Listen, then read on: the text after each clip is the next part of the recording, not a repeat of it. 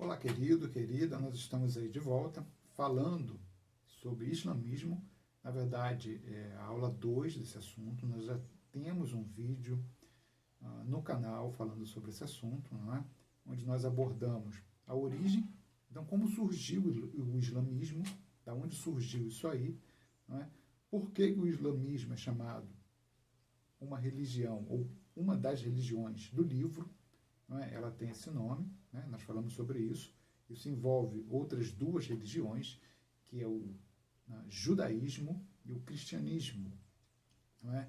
E nós vimos também alguns ritos dessa religião. Conhecemos lá o profeta Maomé, né? Que é o principal profeta dessa religião, e hoje nós vamos continuar falando a respeito desse assunto. Então eu havia prometido a vocês que ia falar pelo menos sobre 3 assuntos principais que ficaram faltando. Nós temos aí a situação da mulher no islamismo. Vou tentar abordar aqui algumas questões culturais do islamismo. O islamismo, quando você fala de islamismo, você está falando de cultura, a questão da cultura. Né? Alguns antropólogos entendem que em cultura você não deve se meter, criticar. Né? Se você tem uma visão externa, alguns levantam essa hipótese. Eu não concordo, mas a gente vai por esse lado. Tentar entender as coisas culturalmente, não é? Sobre essa questão. Então, a questão da mulher, a questão da homossexualidade, né? Vamos falar de assunto polêmico, né? Vamos falar sobre isso, não é? E também a expansão islâmica. Né? Então, por que cresceu tanto?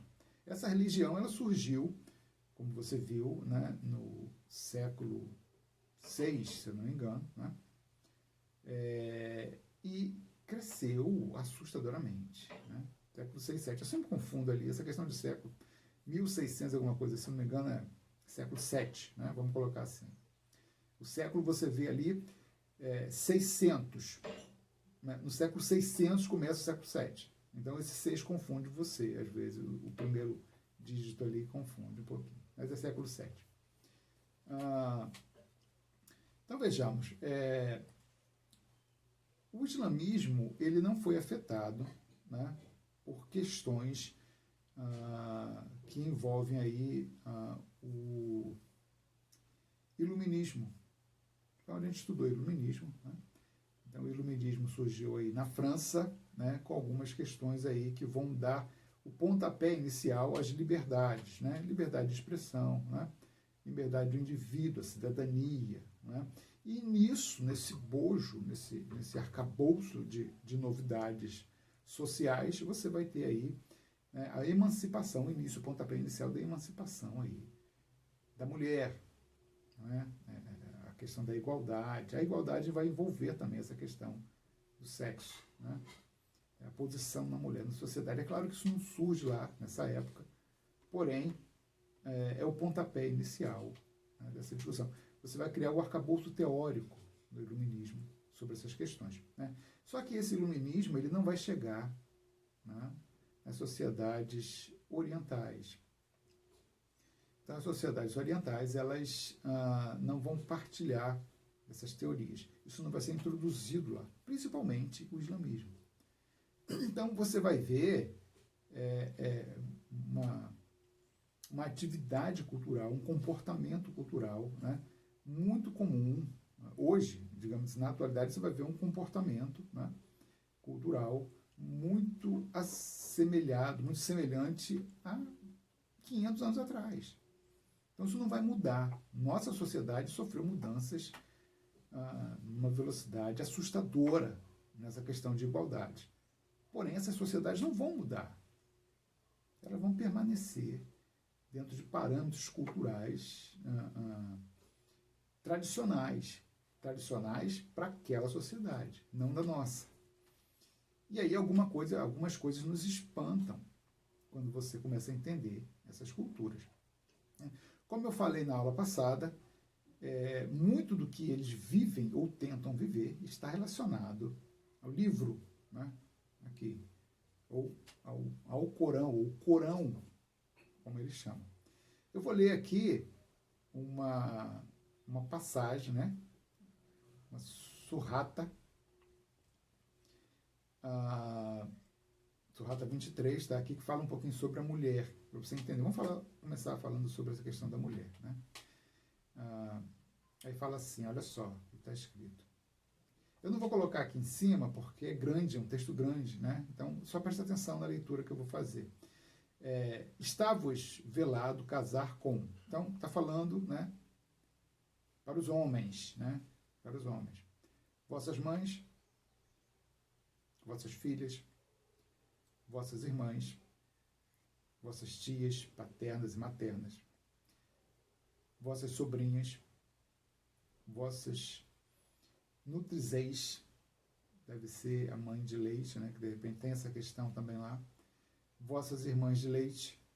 Então, se uma mãe amamentou uma criança, não é a mãe, melhor, se uma mulher, melhor dizendo, amamentou uma criança, os filhos e filhas dessa mulher, né, a mãe de leite, são consideradas irmãs e irmãos, então você não pode casar com ela, é isso que ele está dizendo. É a questão do casamento que está sendo abordada aqui, né, para o homem. O homem, na verdade, nessa sociedade, o homem tem a primazia, não tem aqui o anjo, né, se você recordar da outra aula, o anjo Gabriel ele fala para Maomé, dando instruções de como ele deveria viver nessa nova religião que estava sendo criada. Então, o anjo está falando, olha, você só pode casar, né, com esses... você está vetado casar com essas modalidades de parentesco daqui que eu citei, não é? Perdão. Sogras, né, e ele continua falando, sogras, vossas enteadas, as que estão sob vossa tutela. Não tem isso, né? Morreu... olha só que coisa interessante. Meu irmão morreu e ele deixou filhas, e eu vou cuidar. Então, é considerado um casamento proibido se eu casar com essas mulheres, mesmo que esteja já na idade de casamento. Eu não posso fazer isso dentro da cultura deles. Você vai perceber o seguinte, que não tem lei, ele não fala para as mulheres. É a sociedade daquela época, né? Século VII. Não fala. Vocês mulheres e tal, não, ele fala para o homem ordenar a mulher. Interessante. É um livro. A Bíblia também traz algumas coisas sobre isso, assim, né? Filha das mulheres com quem tenhais coabitado, né? Então, se o cara casou e separou, ele não pode casar com as filhas depois. Ou morreu, por exemplo. São diversos casos. Morreu ali a esposa do cara que já tinha filha, uma. Né? Tem vários casos, né? Não dá para abordar tudo aqui, né? Às vezes, o irmão do cara morreu e a mulher ficou viúva, ele pode casar com ela. E aí as filhas não são dele. Ele é tio, mas ele não pode casar com as sobrinhas. É por isso que está dizendo aqui, tá? Já no início, você não pode casar com as sobrinhas. E ele continua falando, né? O anjo dando orientações ao profeta Maomé. Se não houverdes tido relações com elas, né? Ele continua falando né?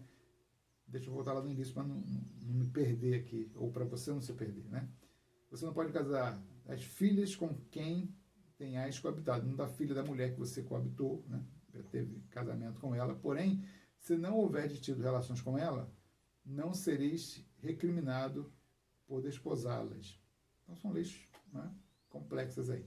Também vós está vetado casar com as vossas noras, esposas dos vossos filhos carnais, bem como unir-vos em matrimônio com suas duas irmãs. Ele pode ter mais de uma mulher. Olha só. É uma época assim. Né? O cara podia ter mais de uma mulher. E até hoje pode, lá no islamismo. Quantas você puder sustentar. Eu posso sustentar 10 mulheres. Vou casar com 10 mulheres. A casa dele vai ser um inferno. Mas ele vai casar com 10 mulheres. Né?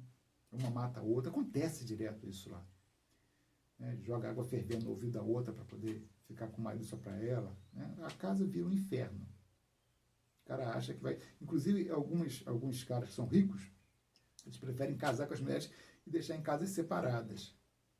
Porque sabe que se colocar na mesma casa, uma mata a outra. Né? Igual colocar dois pitbulls no mesmo quintal, vai sair pedaço. Era assim. Tem um livro interessante que fala sobre esse convívio, se você quiser ler. muito interessante, é o Livreiro de Cabul. Fala um pouquinho desse convívio hoje, na atualidade, dessas questões aqui sobre a mulher, né?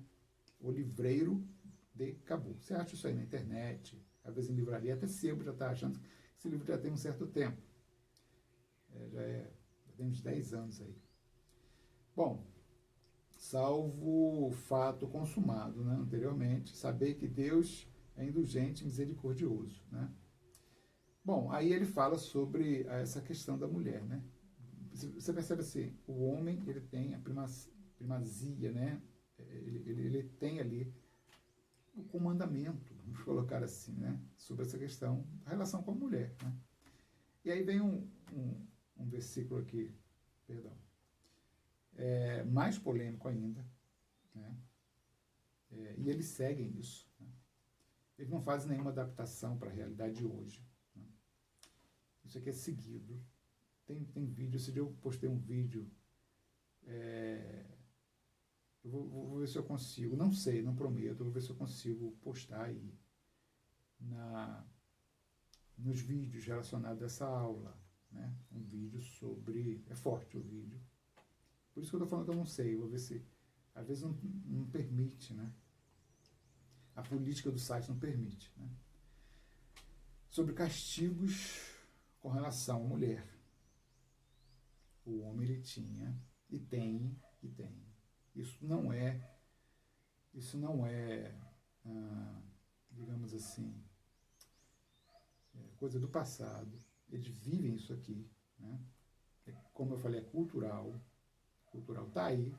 Eu não estou, digamos assim, diminuindo a religião. Eu estou mostrando o que eles são, o que eles fazem, né? É a cultura diferente, né? Fala sobre castigo esse versículo, é Surata, com R só, Surata 4, 34, né? Fala assim,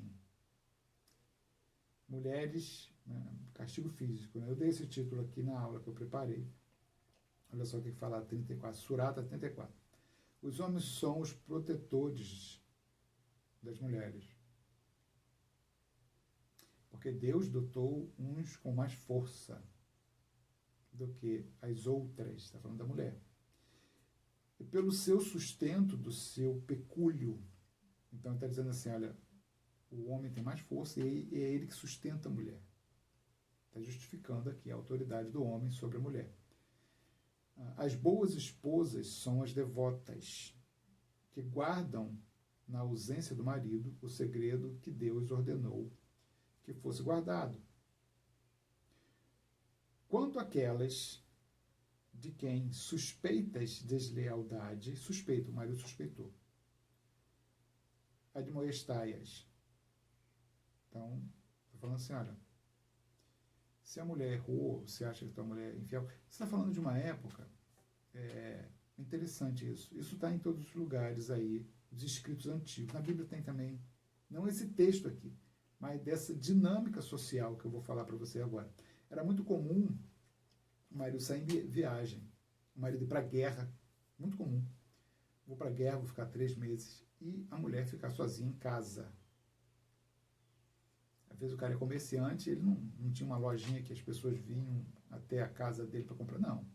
Ele ia viajar para vender as mercadorias. O mercado, o comércio era longe, então ele ia lá vender, né, o que ele produziu, o que ele vende, couro, às vezes, tapeçaria, e depois voltava para casa. Então era muito comum o homem sair de casa e deixar a mulher sozinha. E essa prática social está sendo abordada aqui, né, já acontecendo naquela época de Maomé. Aí ele fala, quanto àquelas de quem suspeita de lealdade, a desmoitar. Então o cara saiu, voltou, falou, caramba, a mulher está estranha. Só suspeitou. Pergunta daqui, pergunta dali, o vizinho falou, não sei, cara. Não vi nada. O vizinho fala, não vi nada. Ele fala, olha, ele pode admoestar a mulher. Olha, rapaz, você está fazendo, na minha ausência e tal. Bota até vigia. Vou te pagar para você vigiar. Da primeira vez você admoesta. Da segunda vez, olha só, deixe a mulher. Estou falando aqui, deixe. Abandona a mulher. Ele desconfia da traição, de lealdade. Da terceira vez, aí não fica muito claro. Se abandonou, porque como é que vai ter uma terceira vez? Eu acho que ele abandona só o leito. Então, ele não tem mais relações com ela, porque ele tem 10. Abandona. Fala, olha, você não é mais... Vai ficar presa a mim, porque é minha esposa, mas não tem mais intimidade entre a gente. É isso que ele está dizendo aqui. Mas se ela persistir nisso, mesmo com esse... Já é um castigo, porque ela não vai ter mais vida, né, conjugal. Ela está condenada a morrer naquele... Isso que está dizendo aqui. Isso acontece. Aí na terceira vez, se ela fizer isso de novo, mesmo não tendo vida conjugal com ele, não mandou separar, mandou abandonar ela, né, conjugalmente. E da terceira vez, castigai-as. Se vos obedecerem, porém, se vos obedecerem, não procureis meios contra elas. E aqui está mandando isso. Isso acontece. Isso acontece. Se você procurar aí na internet, você vai achar isso. São coisas filmadas. O vídeo que eu tenho é forte. Eu coloquei no meu Face, está lá. Por agora, hoje. De repente você vê esse vídeo aqui, né, lá para frente. Hoje é dia 28 de setembro, né, então recentemente, 2020. Né, de repente você vê o ano que vem, 28 de setembro, ano que vem, 2021, já passou um ano.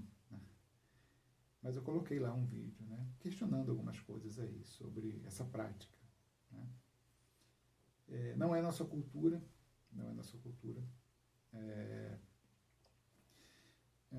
Não está próximo da gente, está bem longe. É uma sociedade, né? Muitos são estados constituídos que têm essas práticas. Está distante, são autônomos, estados autônomos, né? Nem a ONU pode se meter em algumas coisas. A ONU ela só pode se meter em situações que envolvem genocídios, matanças, né? A ONU pode recomendar, ir contra, levantar a bandeira contra. Agora, se meter realmente, não se mete, porque isso aí já é intromissão no Estado constituído. Ela não faz isso. Porém, é contra essas práticas, obviamente, faz campanhas e tudo. Não é? Mas é um Estado constituído. Né? Inclusive, o casamento, às vezes, acontece bem cedo. Né?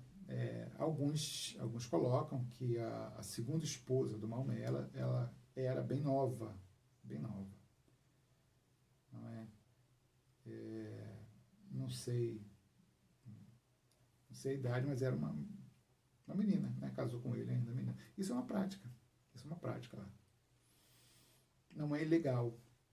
Às vezes a menina é prometida, né? Ainda idade de 10 anos, né? E já casa ali com um homem, às vezes bem mais velho, de 40 anos. Isso acontece.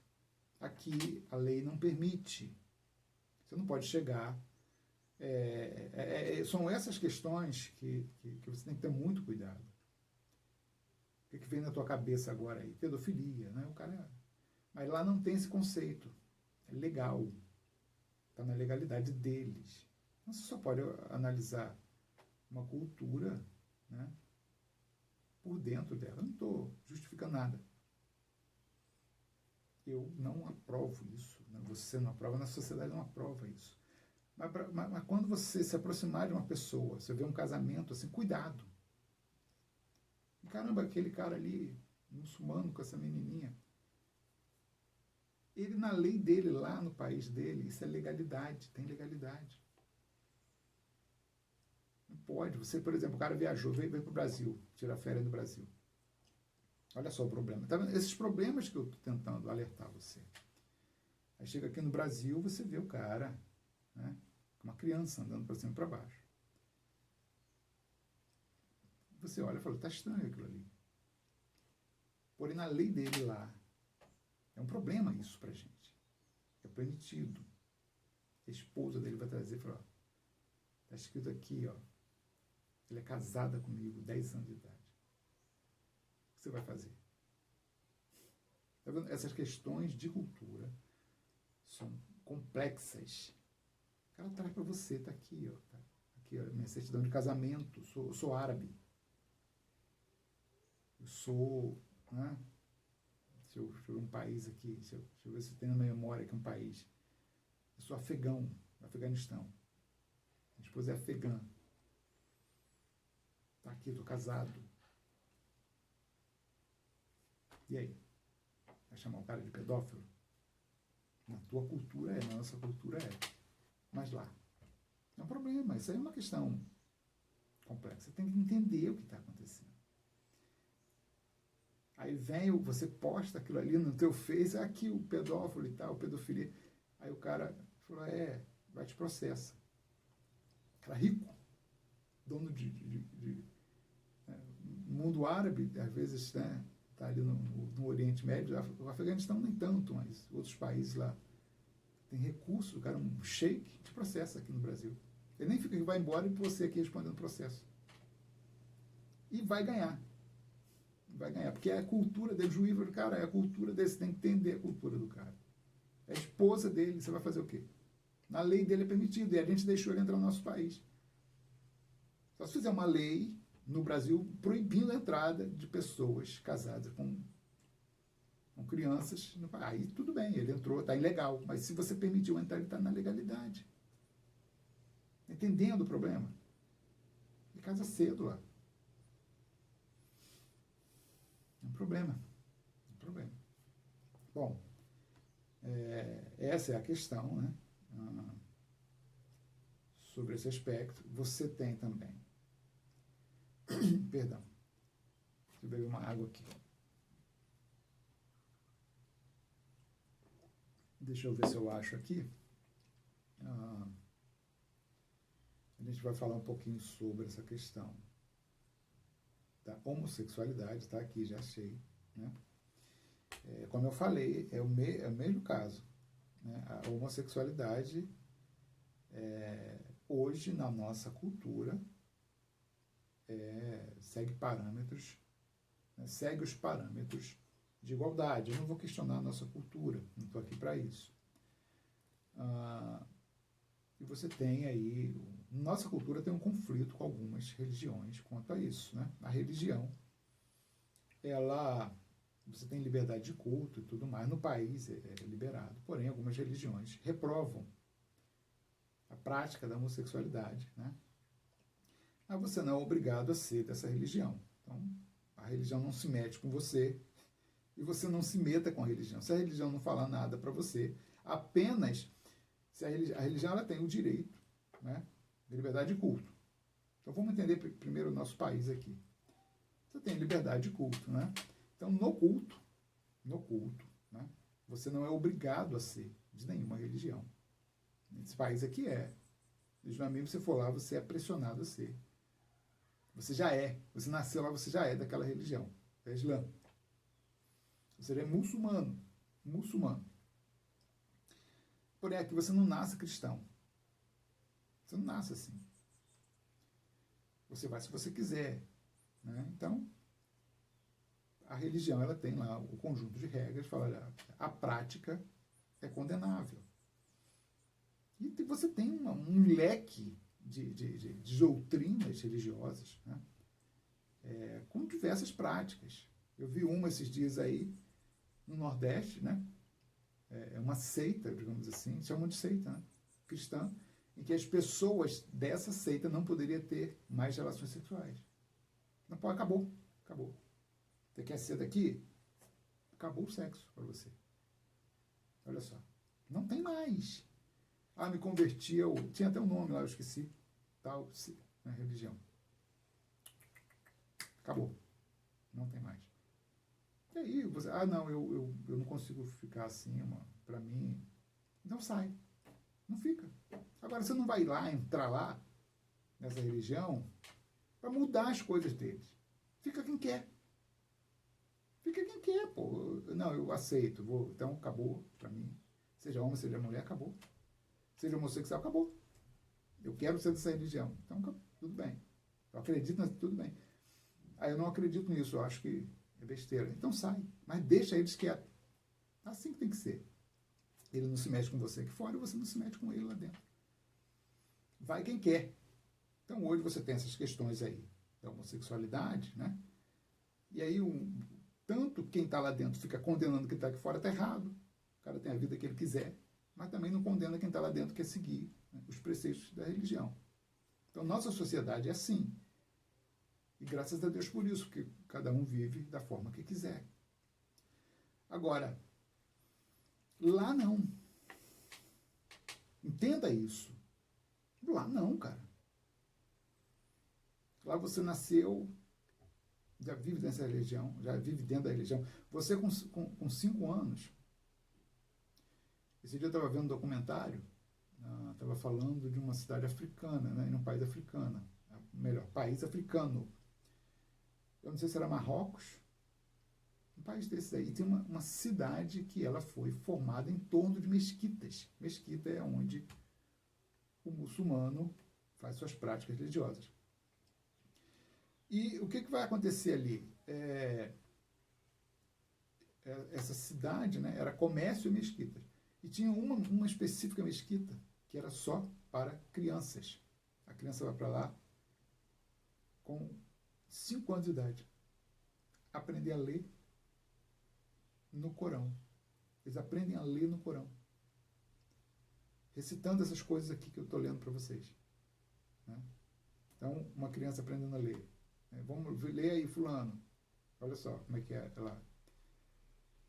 Lê aí a Surata 23, tá? Aí fulano lá, aprendendo a ler. Né?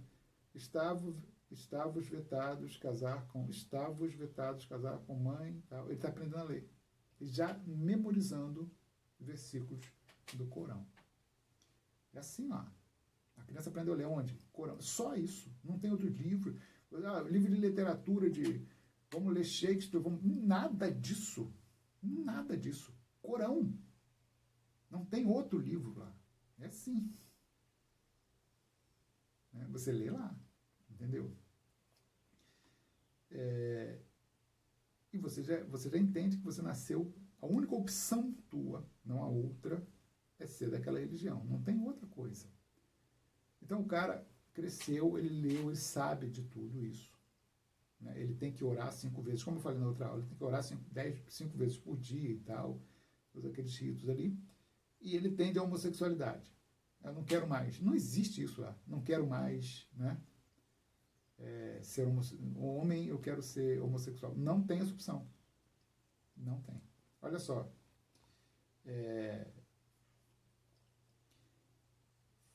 Isso aqui não é o Corão.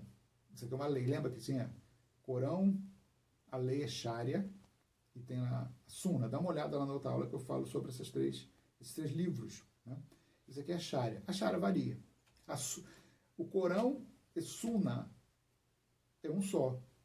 Aliás, né? É um só. Eles são únicos em qualquer lugar. Não, Corão é Corão em qualquer lugar. A Sunna é Sunna em qualquer lugar, porque é a história de Maomé. Né? Agora, a Sharia ela pode variar de acordo com o país que está. Tem diversas Sharias. Porque eu estou em um país, então eu vou ler o Corão, vou ler a Sunna e vou fazer minha Sharia. Eu estou em outro país, né? muçulmano. Eu vou ler o Corão, vou ler a Sunna e vou produzir a minha Sharia. Elas não variam muito, mas tem algumas diferenças. Pode ter alguma diferença, são várias. E o que acontece? Aí está aqui, olha só. Isso aqui é uma lei, né?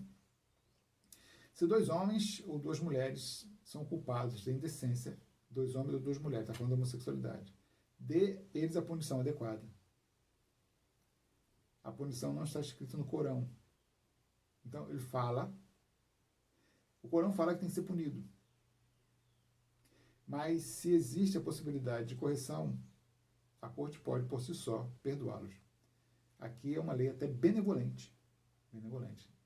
Né? A Sharia tem leis muito mais rigorosas.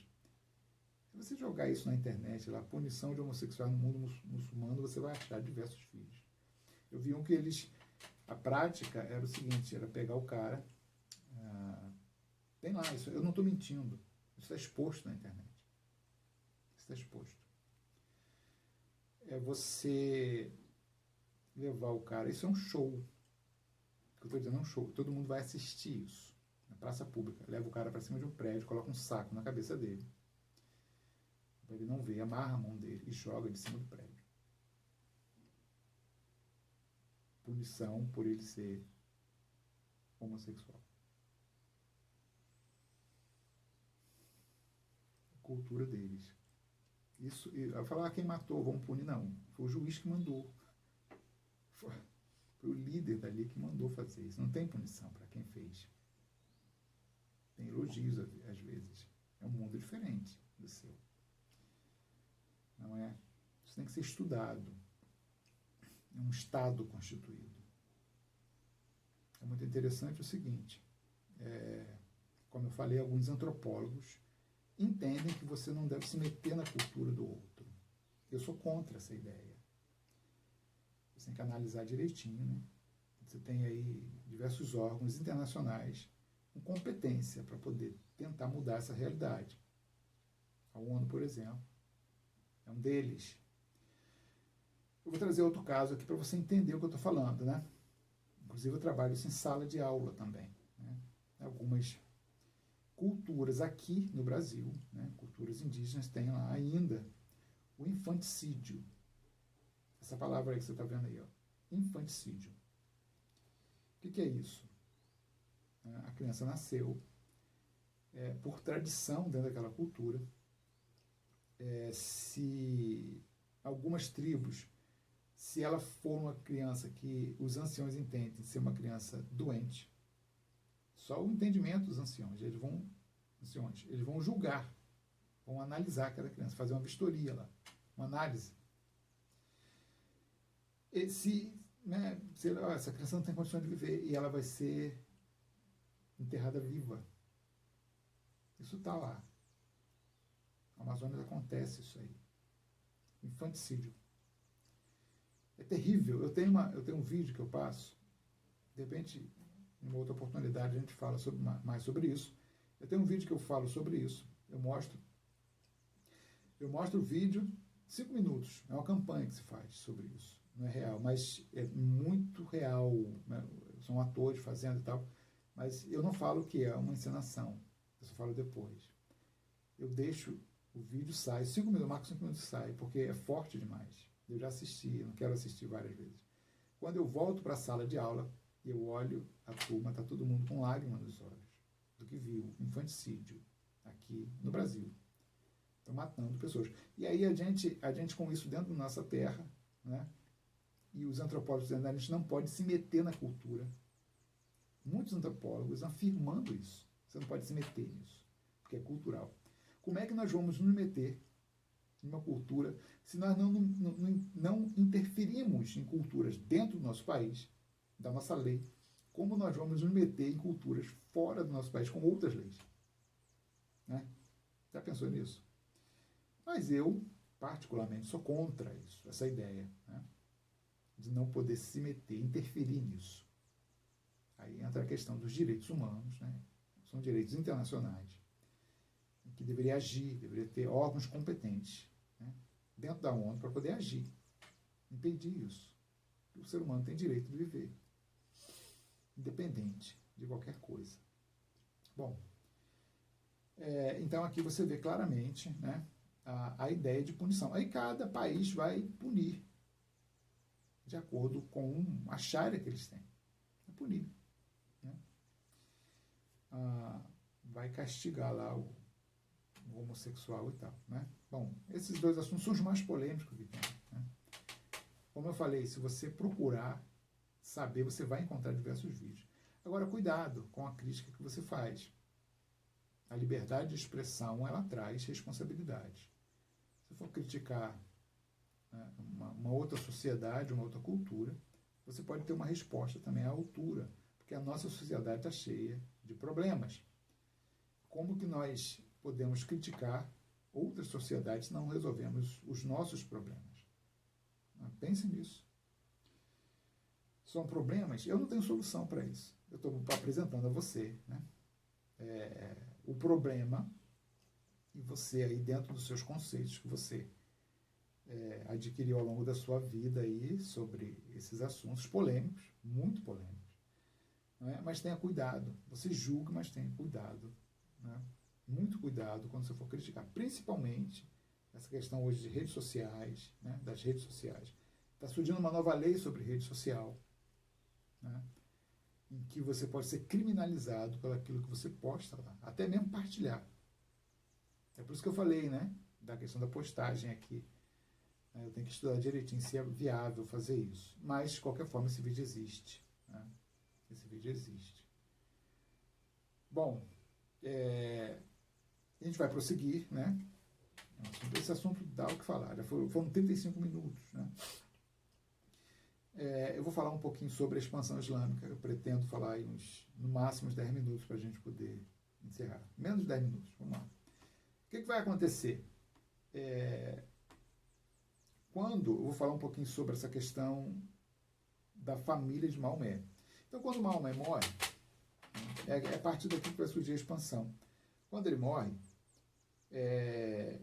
vai surgir uma polêmica. Né? Quem vai comandar agora? Ele comandava. O mundo muçulmano, ele era o líder espiritual, o líder religioso e político ao mesmo tempo. Lá eles não separaram isso ainda. Né? Em alguns países não. Outros sim. Né? O Irã, por exemplo, é separado. Tem um presidente tal eleito e tem a religião, mas muito próximo. Eles comandam o país ainda pautado no Islã. A mulher não tem liberdade, coisa e tal. Né? Tem que usar a burca, tampando tudo. Não pode assumir cargos públicos. Tem um monte de coisa lá. E aí, lá atrás ainda, quando Maomé morreu, vão surgir dois grupos. Um dizendo assim, olha, quem vai comandar? Um vai entender para o lado assim, não, vai comandar o irmão, né, muçulmano, mais competente para fazer isso. Que tem mais competência para comandar, para gerenciar a nossa sociedade. E o outro grupo vai dizer, não, negativo. Quem vai comandar o Islã são os descendentes de Maomé. Descendente. Maomé não teve filho. Né? Não teve filho. Aí complicou mais ainda. Mas tem os descendentes. Melhor, tem os parentes de Maomé. Não são descendentes, porque ele não teve uma linhagem. Tem sobrinhos, né? Homem, basicamente homem. E aí, a família, né? Surge essa discussão. Né? Esses que vão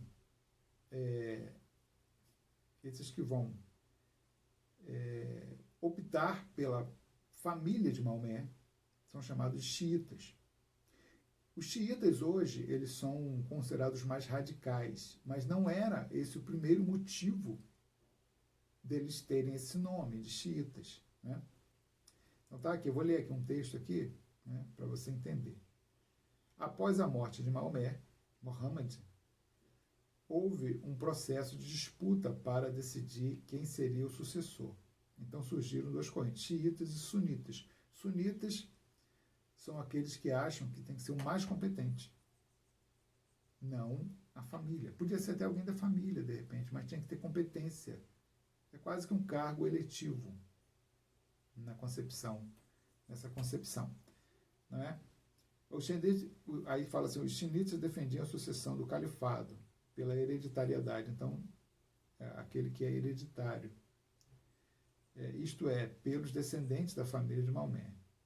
São um grupo minoritário, tradicionalista, conservando as antigas interpretações do Corão e da lei islâmica, Sharia.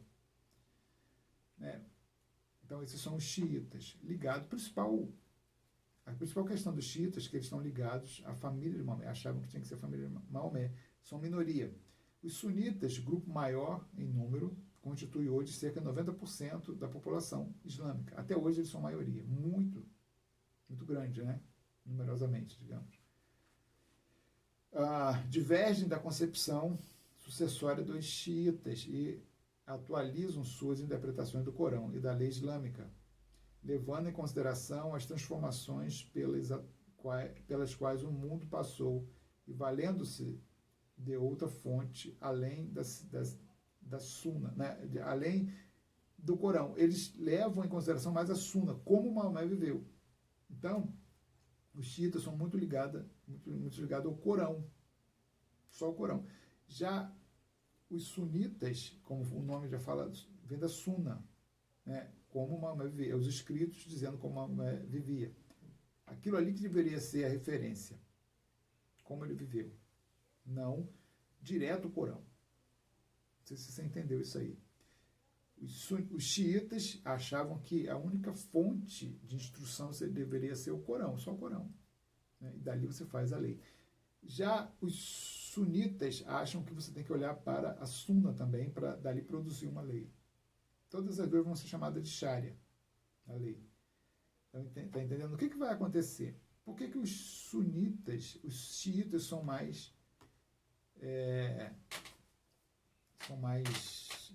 radicais? O que vai acontecer?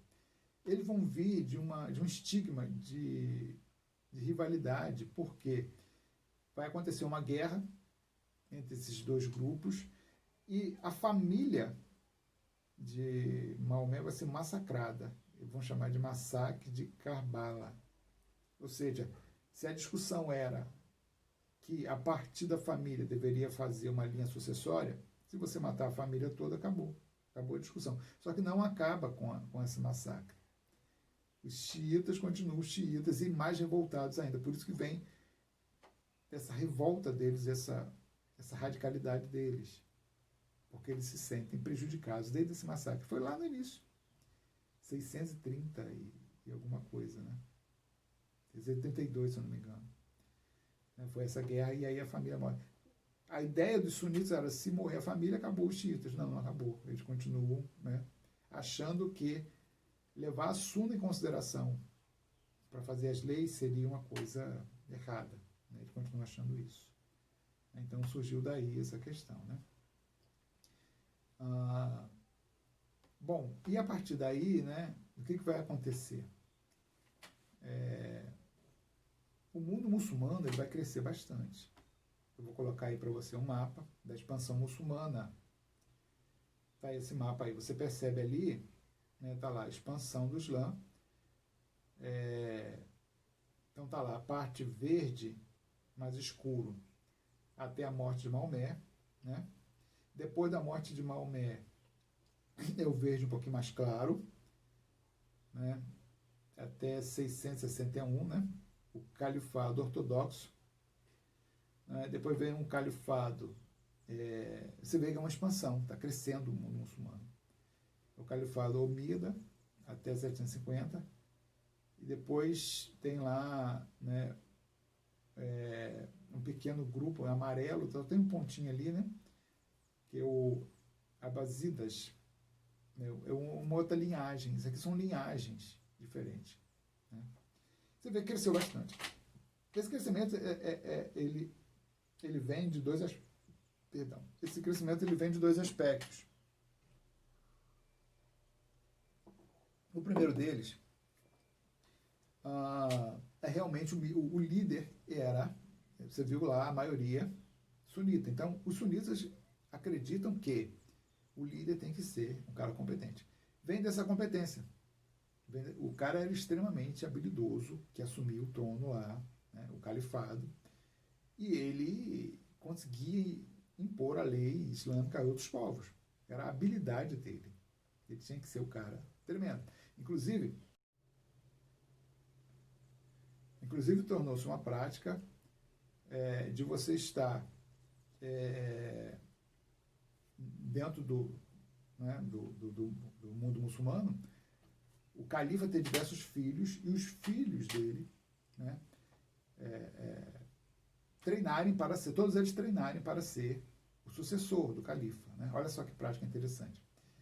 E aí o que acontece? O sucessor deveria ser o mais hábil. Né? Os anciãos escolheram, é você que vai ser o sucessor do seu pai, quando seu pai morrer. Mas eles guardavam, eles já sabiam, o cara tinha 20 filhos, tudo com valor diferente. As mulheres não importavam. Né? Era só mãe, era só para poder gerar filhos. Né? Não era considerado mulheres, eram concubinas. Ele não tinha mulher. Ele não tinha mulher, né, casado. Tá? Ele tinha as concubinas que geravam um filho para ele. E aí o califa vivia a vida dele e os anciãos já tinham escolhido quem seria o sucessor. Né? Só que não falava. Aí quando o califa morria, os anciãos falaram, é fulano que é o sucessor. Esse cara assumiu o trono e matava os irmãos. Na hora, mandava matar. Quer dizer, o dia da assunção dele no trono era o dia da morte dos irmãos. Era assim. Coisa de doido, né? Mas era assim que funcionava. Né? E esse cara realmente ele já provava a crueldade dele, a eficiência dele matando os irmãos. Né? E esse cara, ele agia assim, né, nas expansões dele. Por isso que crescia bastante. E tinha um outro aspecto, que eu falei que são dois aspectos, né, a gente já está terminando aí. O outro é a questão da abordagem que ele fazia a esses povos. O exército crescia muito, era muito poderoso, era um exército violento. E quando ele conquistava, eles estabeleciam lá, o povo dominado, né, a possibilidade de conversão. Olha, vocês querem se converter ao Islã? Beleza. Você vai ser um cidadão, né, do Islã, do nosso império. Você vai pagar menos impostos, você vai ter todas as regalias que o muçulmano tem. Se você não se converter, você vai ser escravo. Você pode ficar com a sua religião, mas você vai pagar mais impostos, quase que escravo. Alguns eram realmente escravizados. Aqueles que não eram escravizados, que eram muita gente, um povo inteiro, ficavam em condições bem inferiores. Ah, eu sou cristão. Beleza, você ficar como cristão, só que você vai pagar o dobro dos impostos. O teu vizinho se converteu, então ele tem 10 vacas, ele vai dar uma vaca de imposto. Você tem 10 vacas e você não se converteu, são 9. Você vai pagar imposto. Fica com uma só. Era assim.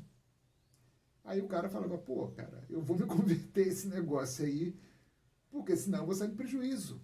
Aí a conversão era muito grande. E ele tinha que ensinar os filhos. Converteu, mesmo sem querer, mesmo praticando a religião dele escondido lá, mas os filhos teriam que ser criados dentro do Islã. E aí os filhos, ele morre e os filhos vão ficar no Islã. Então, a conversão e a habilidade do líder, o modelo de conversão do Islã, né, quando conquistava um povo, e a habilidade do líder de governar, violenta, né, que gerou, né, alguns autores defendem isso, que gerou uma expansão meteórica. Né? Como você vê aqui no mapa, né, você tem ali, se você contar, você tem 600 anos. De 1632 a 1258, dá aí uma média de 600 anos. Nunca, você pegou aqui, né, se você comparar com o Império Romano, esse mapa, você vai ver que é equivalente ao Império Romano. A expansão é muito parecida. Não é? Então, o Império Romano foi uma máquina tremenda de guerra. Né? O exército romano foi uma máquina tremenda. A lei romana, a cidadania romana foi muito bem estruturada. Não é? Né? Para chegar a essa expansão toda. O Islã ele foi mais meteórico. O crescimento foi mais meteórico, mais rápido do que o Império Romano. Se você comparar os dois. Né? É mais impressionante ainda. Aí aqui, ó, se você pegar aqui, olhando o mapa aí, você pegar aqui essa área aqui de cima, né, do verde, aqui pelo a expansão omida, bem aqui, perto dos francos, dá para identificar aí os francos. Então, ali já são reinos europeus, reinos católicos. Inclusive a Espanha está ali, já dominada de verde, e Portugal também está ali, né? A área ali que é onde hoje é Portugal, islâmico. Foi dominada aí, né, pelo islamismo. Né? É por isso que você vai ter uma matéria, né, na história chamada Reconquista. Reconquista nada mais é do que, né, os povos cristãos reconquistando essas áreas aqui, dominadas pelos cristãos, aqui na Europa. Né, que veio ali pela África, né, pelo norte da África e subiu. Eles chegaram até ali. Depois, essa área foi reconquistada. Só que esses povos viveram um tempo aí no islamismo. Né? Aí você vai encontrar muitas referências do islamismo até hoje lá. Né? Até hoje lá. Não é? Então a gente fica por aqui. É só uma conversa aí sobre esse assunto, né? Para a gente poder entender um pouquinho, né, dessa cultura. Eu lembro, é uma cultura. Essa cultura não está no nosso país, está em outros países, estados constituídos, não é? E por mais que isso assombre você, você deve respeitar essa religião, porque eles também apontam para a gente, né? O mundo laico, eles apontam para o cristianismo, eles apontam para o judaísmo, né? Com críticas, não é? Não dá tempo para abrir aqui, isso aí seria uma outra aula, mas eles apontam para a gente também. Então, não pense assim, né? Obviamente, se você pode pensar assim, mas aqui não tem essa religião, tem as mesquitas e tal. Só que a mesquita aqui, ela tem que obedecer às leis brasileiras. Você não pode estabelecer mesquita aqui. Ele não pode castigar a mulher dele como o Corão manda, porque a Lei Maria da Penha vai arrebentar com ele, está no nosso país. Ele não pode querer casar com uma criança de 10 anos, não pode, porque ele tem que obedecer a lei. Aí, essa Sharia que eu falei para você tem que ser adaptada. Ele não pode seguir isso. Ele não pode. Você vai numa mesquita, hoje não pode entrar, algumas não permitem que você entre. Você chega lá, você conversa lá com o líder espiritual, ele vai falar, não, a gente não segue isso, porque ele está no país, em outro país. Nós somos uma religião que praticamos lá as orações e tal. Nós não podemos casar com uma criança de 10 anos. Lá no Oriente Médio pode. É lá, o Estado constituído lá. Aqui não, a gente não pode fazer isso. Tem que respeitar a lei. Entendeu? O cara nasceu nessa cultura. Agora, aquele caso que eu falei para você é diferente. O cara vem de lá como turista, com uma esposa de 10 anos. Se você permitiu a entrada dele aqui, nessas condições, você tem que respeitar. Ele não é daqui. Ele não é daqui. Ele também deveria ter o bom senso, né, em público, né, de respeitar também a cultura brasileira. Ele deveria ter. Né? Mas é um caso à parte. Aqui, se tiver essa religião aqui, ele tem que respeitar as leis brasileiras. O local onde tem mais muçulmano aí, na América, é os Estados Unidos. Se não me engano, eles têm lá... Eu li aí há um tempo sobre isso, 1 milhão, ou, se eu não me engano, são 7 milhões de muçulmanos. É uma quantidade considerável. E eles respeitam a lei americana. Porque tem que respeitar, estão lá dentro. A religião está sendo praticada dentro de outro país. Então não pode chegar a Sharia, tem homossexual, vamos. A mulher castiga a mulher, não pode fazer isso. Né? Embora esteja escrito lá, ele não pode, tem que respeitar a lei do Estado. A Europa hoje vive um problema. Né? Porque o número de muçulmanos está crescendo lá muito. Né? Eles têm direito de voto, né? Têm direito de serem eleitos, e sendo eleitos por voto, se ele for em maioria na Câmara, né?